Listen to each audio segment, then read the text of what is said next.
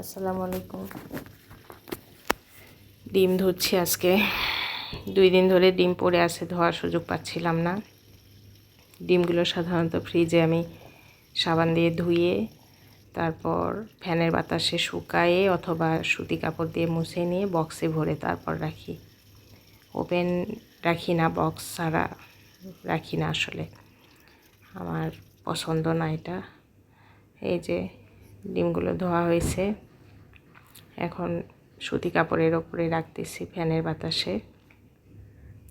এর মধ্যে চা খাইতে ইচ্ছা হলো, তো চা করতে গেলাম।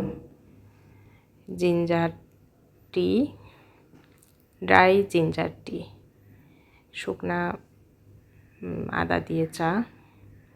চা করতে যাই একটা দুর্ঘটনা ঘটে গেল। আমার ওড়নাতে চট করে আগুন ধরে গেছে। ওড়না পরে কাজ করি না আমি সাধারণত, তারপরেও পাশের বিল্ডিংয়ে কাজ হচ্ছিল, লোকজন কাজ করতেছে, এই জন্য ওড়না পরে কাজ করতে যেয়ে আগুন ধরে গেছে। তো আল্লাহ বাঁচাইছে আমাকে, বড় দুর্ঘটনা হয় নাই, ঘটে নাই, আল্লাহর কাছে শুকরিয়া। এই যে সেই ওড়না। তো যারাই ওড়না পরে কাজ করেন, চুলার কাছে যান, একটু সাবধান থাকবেন, সাবধানে কাজ করবেন, অথবা কাপড় দিয়ে যারা হাঁড়ি পাতিল ধরেন তারাও একটু সাবধানে কাজ করবেন। ডিমগুলো তুলতেছি বক্সে। ধন্যবাদ সবাইকে।